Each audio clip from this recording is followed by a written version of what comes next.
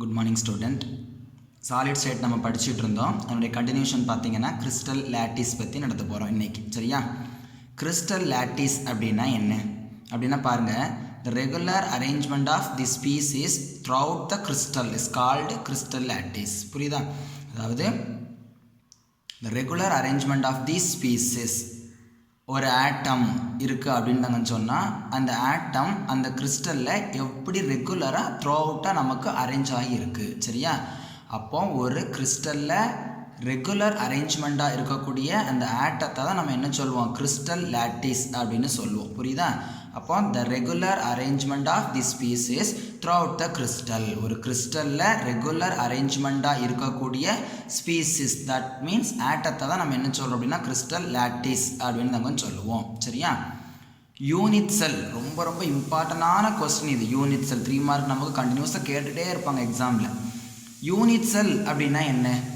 இப்போது அந்த யூனிட் செல்லுக்கு பெஸ்ட் எக்ஸாம்பிள் நம்ம யாரை சொல்லலாம்னு நம்ம பார்த்தீங்கன்னா போலீஸ் ஸ்டேஷனுடைய வால். சரியா? அதாவது போலீஸ் ஸ்டேஷனில் உள்ள சுவர் இருக்கா, அதை சொல்லலாம். அந்த போலீஸ் ஸ்டேஷனில் உள்ள சுவரை, அதாவது அந்த வாலை நீங்கள் பார்த்துருக்கீங்களா?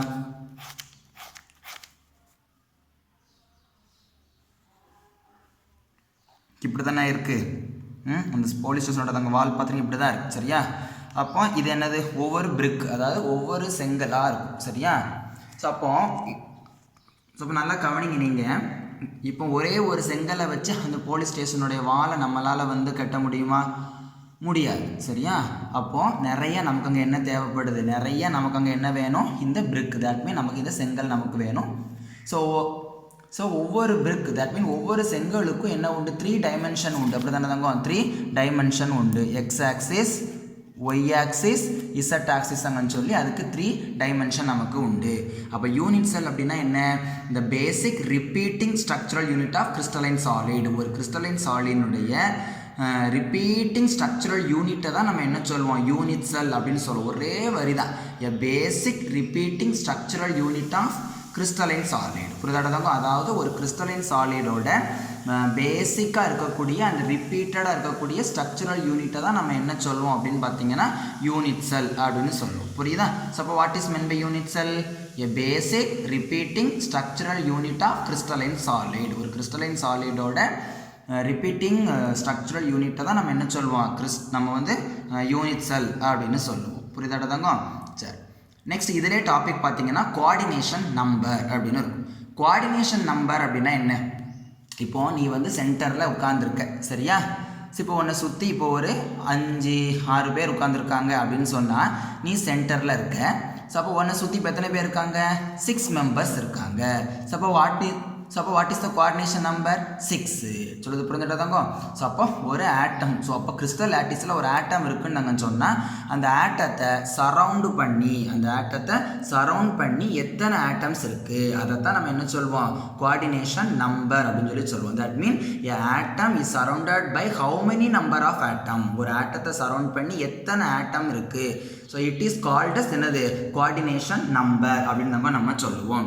அப்போ பாருங்கள், the number of nearest neighbor that surround a particle in a crystal. சரியா? அதாவது ஒரு பார்ட்டிக்கிளை சரவுண்ட் பண்ணி, இல்லைன்னா ஒரு பார்ட்டிக்கிளுக்கு நியரஸ்டாக பக்கத்தில் எத்தனை ஆட்டம்ஸ் இருக்கோ that atoms are said to be a coordination number அப்படின்னு சொல்லுவோம். Simply we say a particle is surrounded by how many number of atom. ஒரு பார்ட்டிக்கிள் இருக்குன்னு நாங்கள் சொன்னால் அந்த பார்ட்டிக்கிளை சரவுண்ட் பண்ணி எத்தனை ஆட்டம் இருக்குது அப்போ அந்த ஆட்டத்தை ஃபுல்லாக கவுண்ட் பண்ணோன்னு சொன்னால் நமக்கு என்ன கிடச்சிரும்? அந்த கோஆர்டினேஷன் நம்பர் தான் நமக்கு கிடச்சிரும். சரியா? இப்போ ஃபார் எக்ஸாம்பிள் பாருங்கள், simple cubic coordination number of SC. எஸ்சின்னா என்னது? சிம்பிள் கியூபிக் அப்படின்னு அர்த்தம். சரியா? Simple cubic. ஸோ அப்போ coordination number of SC simple cubic எவ்வளவு? 6. அதே மாதிரி பாருங்கள், கோஆர்டினேஷன் நம்பர் ஆஃப் பிசிசி. பிசிசின்னா என்னது? Body centred cubic. பிசிசின்னா என்னது? Body centred cubic. அப்போ கோஆர்டினேஷன் நம்பர் ஆஃப் பிசிசி எவ்வளோன்னு நம்ம பார்த்தீங்கன்னா 8. அதே மாதிரி பாருங்கள், கோஆர்டினேஷன் நம்பர் ஆஃப் எஃப்சிசி. எஃப்சிசின்னா என்னது? Face centred cubic. என்னது? Face centred cubic. அப்போ கோஆர்டினேஷன் நம்பர் ஆஃப் எஃப்சிசி நம்ம எவ்வளோ நம்ம பார்த்தீங்கன்னா 12. புரியுதா? So what is the coordination number of SC? 6. BCC 8. எஃப்சிசினா 12. புரியுதா? சரி, அப்போ that unit cells are classified into two types தாங்கன்னு சொல்லுவோம். primitive unit cell, non primitive unit cell. புரியுதா? primitive unit cell, non primitive unit cell. சரியா? primitive unit cell அப்படின்னா என்ன அப்படின்னா a unit cell which contains only one lattice point. ஒரே ஒரு lattice point மட்டும் இருக்குன்னு சொன்னா அதுக்கு என்ன பேரு? primitive unit cell அப்படின்னு பேரு. அப்ப நான் primitive unit cell என்ன? that unit cell contains additional lattice point. additional ஏதாவது ஒரு lattice point இருக்கலாம். அப்போ அந்த அடிஷ்னலாக உள்ள lattice point வந்து எங்கே இருக்கலாம்? ஃபேஸில் இருக்கலாம். இல்லைன்னு நமக்கு வந்து சென்டரில் நமக்கு என்ன செய்யலாம்? நமக்கு வந்து சென்டரில் இருக்கலாம். சரியா? ஸோ அப்போ இதைத்தான் நம்ம என்ன சொல்லுவாங்க பார்த்தீங்கன்னா நான் ப்ரிமிட்டிவ் யூனிட் செல்னு சொல்லுவோம். புரியுதாங்க? அப்போ யூனிட் செல்னா என்ன சொல் தட் மீன் ப்ரிமிட்டிவ் யூனிட் செல்னா என்ன சொல்லியிருக்கோம்? A unit cell contains only one lattice point. ஒரே ஒரு லேட்டிஸ் பாயிண்ட் இருக்குன்னு சொன்னால் இட் இஸ் கால்ட் அஸ் என்னது? Primitive unit cell. புரியுதா? ப்ரிமிட்டிவ் யூனிட் செல் நம்ம அதை சொல்லுவோம். இப்போ இந்த படத்தை பாருங்கள். இப்போ நான் இதில் வரைகிறேன். சும்மா கோலம் போடுற மாதிரி புள்ளி வச்சுருக்கோம், அவ்வளோதான். சரியாடா? இது சரியா? இப்போ இன்னொன்று வரையிற.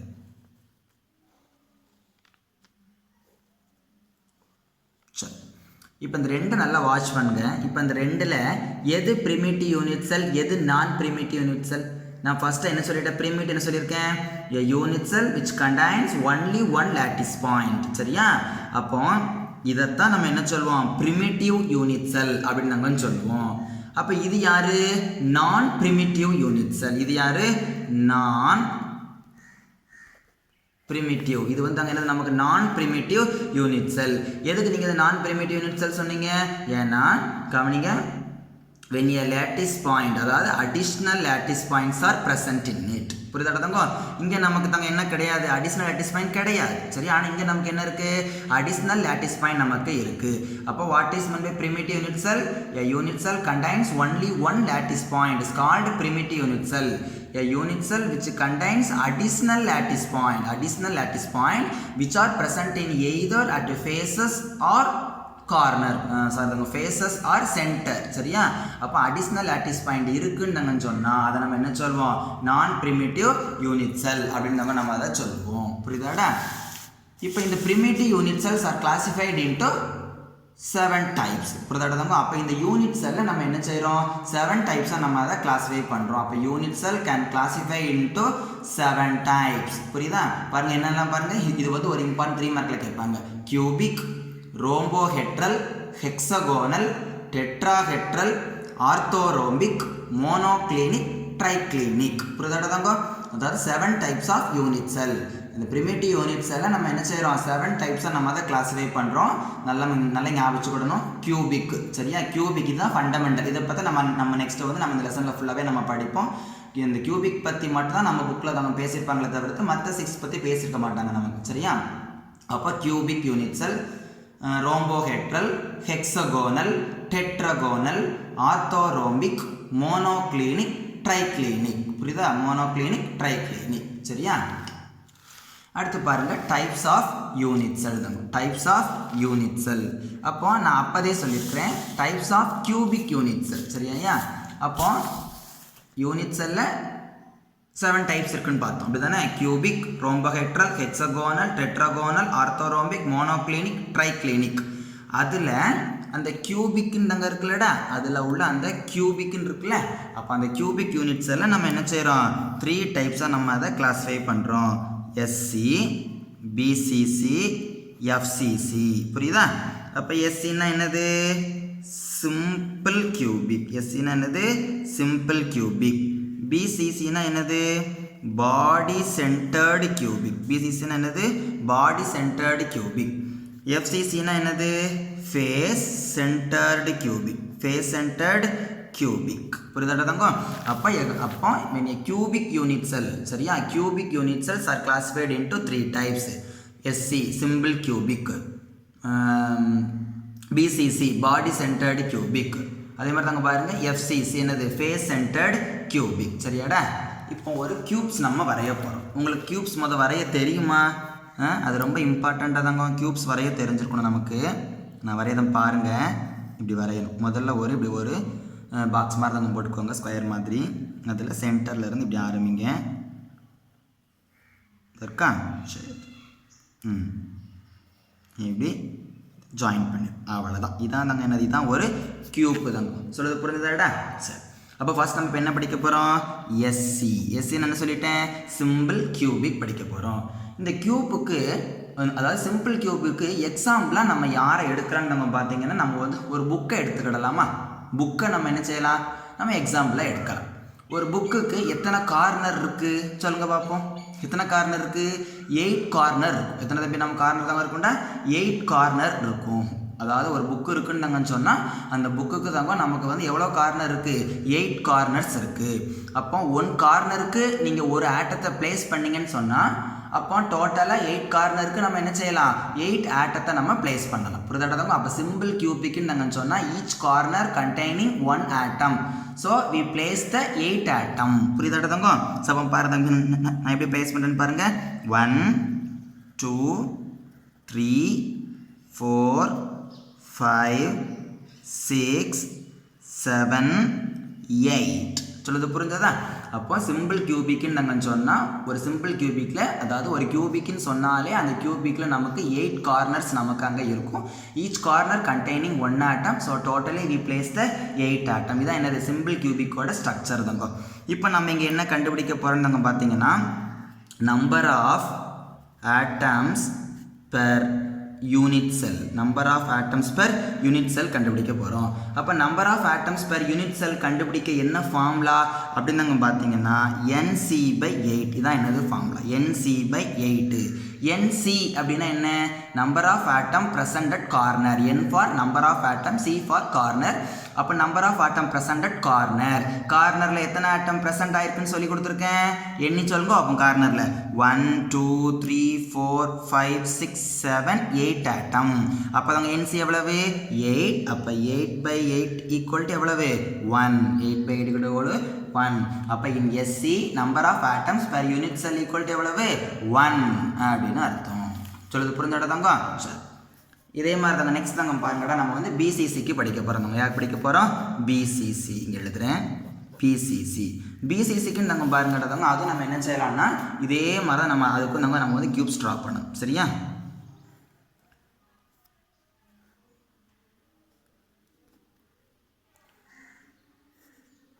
சரி, பிசிசி என்ன சொல்லியிருக்கேன்?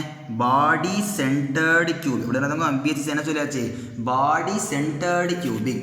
அப்போ எஸ்சி மாதிரியே தான் யாரும் பிசிசியும்.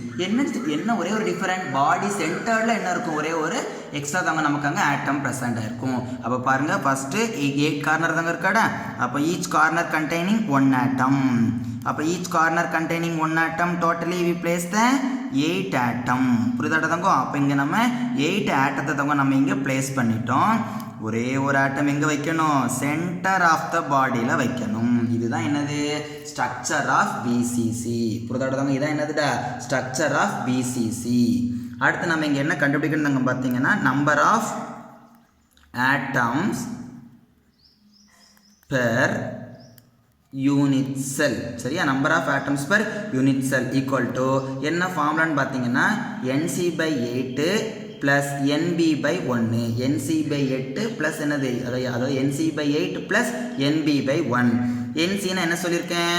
Total number of atom present at corner. கார்னரில் தாங்க எத்தனை ஆட்டம் இருக்குது? 8 ஆட்டம் தாங்க இருக்காடா. அப்போ என்ன செய்யணும்? 8/8 ப்ளஸ் NBனா என்னது? Number of atom present at centre of the body. Centre of the பாடியில் தாங்க நமக்கு தாங்க எத்தனை ஆட்டம் இருக்குது? ஒரு ஆட்டம் தானே தாங்கடா இருக்குது. அப்போ இங்கே NBக்கு பதிலாக நீங்கள் என்ன சப்ஸ்டியூட் பண்ணணும்? 1 சப்ஸ்டியூட் பண்ணணும். அப்போ 1/1. அப்போ ஈக்குவல் இதை கேன்சல் பண்ணால் உங்களுக்கு என்ன வரும்? 1. இதை கேன்சல் பண்ணால் 1. அப்போ 1 + 1 ஈக்குவல் நமக்கு எத்தனை? 2. அப்போ number of atoms per unit cell equal to நமக்கு இங்கே எவ்வளவு? 2. சொல்லுது புரிஞ்சாடதாங்க? இதே மாதிரி தான் நெக்ஸ்ட் தாங்க பார்த்தீங்கன்னா FCC. சரி, தாங்க அடுத்து என்ன படிக்கணும்? FCC. அப்போ FCC அப்படின்னா என்னது? Face centred cubic. FCCனா தாங்க என்னதுடா? Face centred cubic. ஃபேஸ். சரியா? ஃபேஸ்னா என்னது? முகம் தானே தாங்க தமிழில் சொல்லுவோம். சரி, எத்தனை முகங்கள் உண்டு சொல்லுங்க அப்போ. தமிழ் கடவுள் முருகப்பெருமானுக்கு எத்தனை முகங்கள் உண்டு? 6 ஃபேஸ் அப்படிதானே தங்க 6 முகம்னு தங்க சொல்லுவோம்லடா 6 ஃபேஸ் அதே மாதிரி தான் ஒரு கியூப்ஸ்க்கும் தங்க நமக்கு எவ்வளோ இருக்குது 6 ஃபேஸ் தங்க இருக்குது சரியா சரி ஃபர்ஸ்ட் என்ன செய்வீங்க ஃபர்ஸ்ட் நம்ம ஒவ்வொரு கார்னருக்கும் தங்க நம்ம என்ன செய்யணும் ஒவ்வொரு ஆட்டம் தங்க நம்ம எங்கே ப்ளேஸ் பண்ணணும் அப்போ 8 கார்னரா 1 2 3 4 5 6 7 8 சரி ஓகே 8 கார்னருக்கு 8 ஆட்டத்தை நம்ம ப்ளேஸ் பண்ணிட்டோம்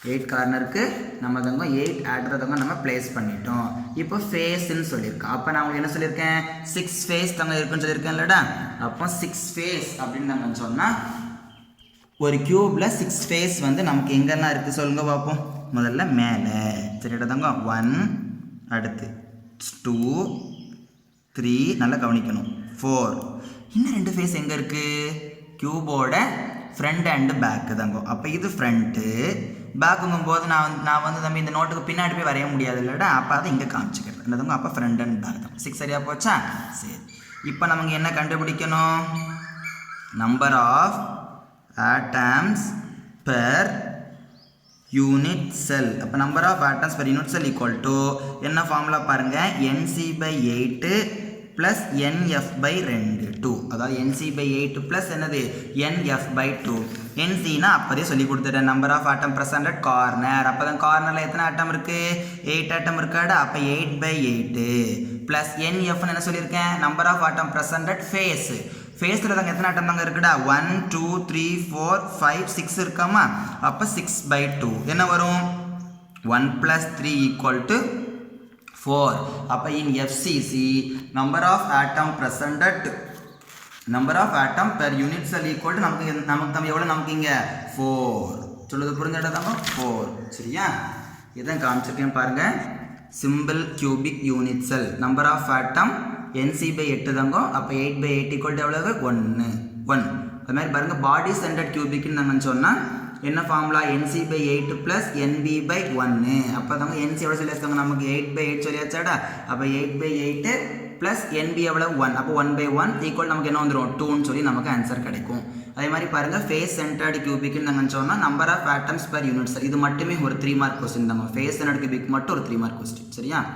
இப்போ number of atoms per unit cell equal to NC/8 plus NF/2 so அதவங்க NC வந்து number of atom present corner எவ்வளோ சொல்லியிருக்கோம் 8 அப்போ 8/8 ப்ளஸ் NF என்ன சொல்லிட்டேன் number of atom present face சொல்லியிருக்கேன் அப்போ தாங்க 6/2 அப்போ 1 + 3 = எவ்வளவு 4 நமக்கு கிடச்சிடும் புரியுதாடா தாங்க சரி நெக்ஸ்ட் நம்ம படிக்கக்கூடியது பிராக் ஈக்குவேஷன் அதாவது calculation involving unit cell dimension ஒரு யூனிட் செல்லினுடைய டைமென்ஷனை தாங்க நம்ம என்ன செய்ய போகிறோம் மெஷர் பண்ண போகிறோம்னு சொன்னால் அதுக்கு யூஸ் ஆகக்கூடிய ஒரு இம்பார்ட்டன்ட் ஈக்குவேஷன் தான் என்னங்க பார்த்தீங்கன்னா பிராக் ஈக்குவேஷன் அப்போ பாருங்கள் பிராக் ஈக்குவேஷன் என்ன சொல்லுது n lambda = 2d sin theta தெரியாதவங்க n lambda = 2d sin theta அதாவது Bragg equation is a fundamental equation which gives the relationship between the wavelength of the X-ray and interplanar distance and order of reflection and angle of diffraction ஒன்றும் கிடையாது பிராக் equation தங்க சொன்னால் அது ஒரு fundamental equation அது என்ன செய்யுது